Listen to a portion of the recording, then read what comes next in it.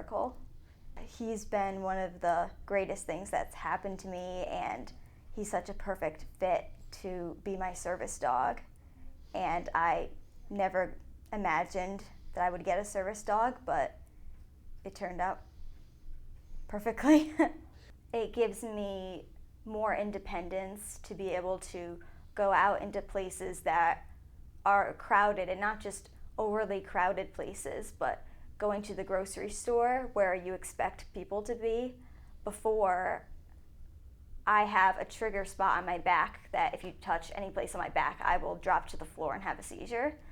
So when I walk through any place with Sonoma, I get more space because people will move out of the way, and he helps create a barrier.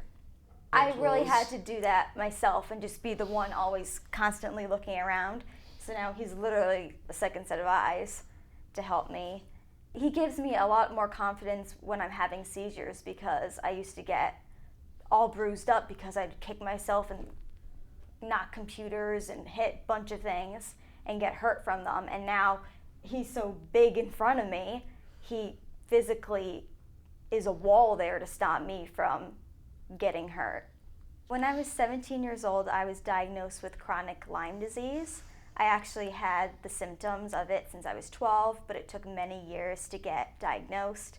And I also have other tick-borne diseases that cause a lot of problems, such as Babesia, Ehrlichia, Bartonella, and that has caused me to have a seizure disorder as well.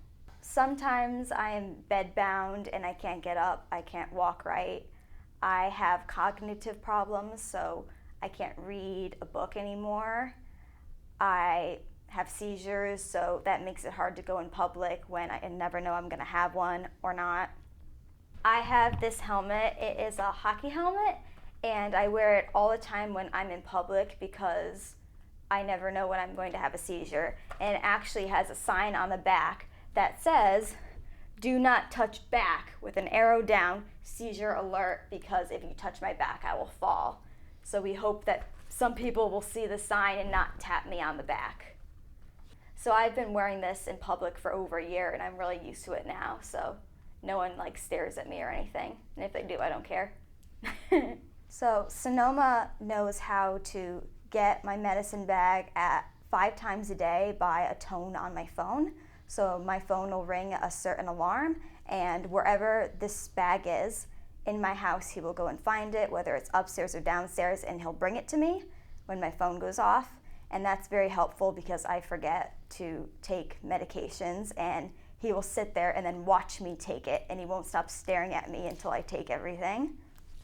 He also helps me with mobility, and he lays in front of me to help with seizures so I don't kick myself.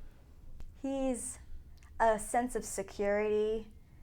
He's really helpful on any day, no matter what I'm doing, staying home or going out.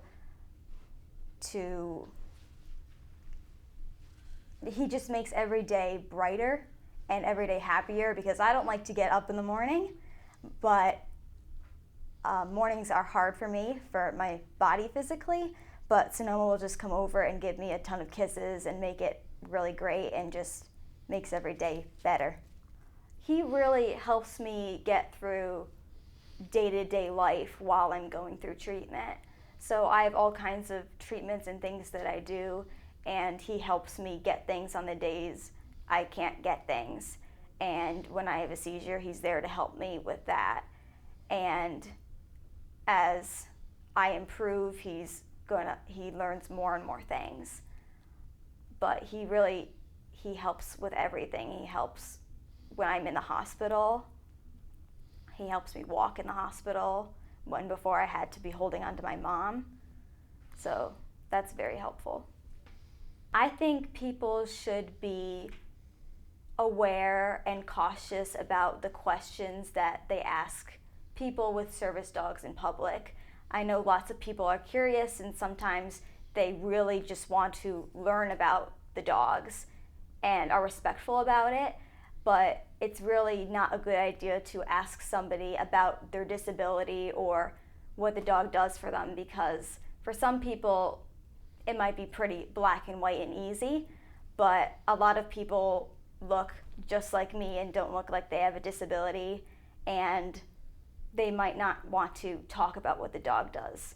It might be physical, it might be mental, and it might be both.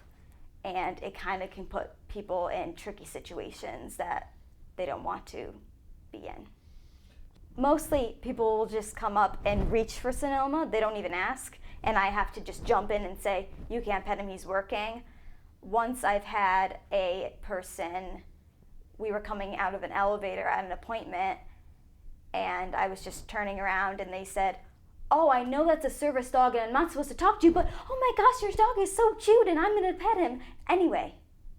And I completely ignored them, turned around and kept walking. So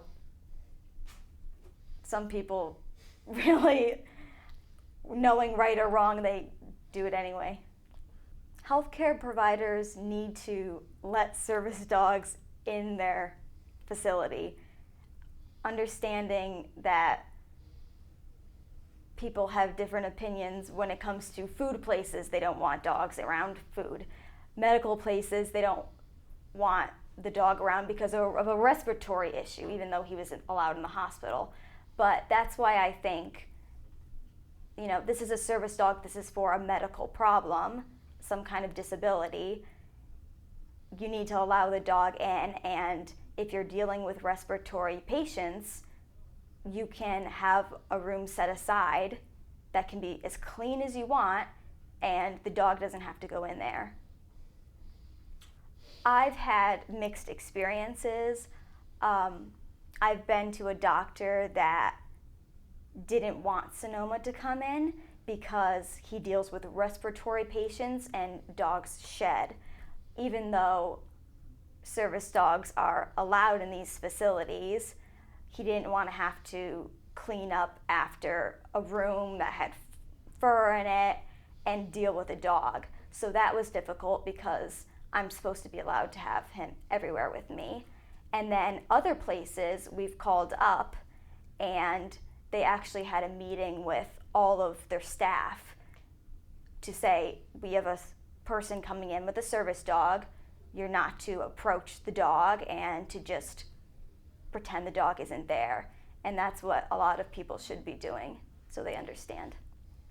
Healthcare providers really don't know much more than the general public about service dogs. That's what I've found out so far. And I've seen quite a few of them.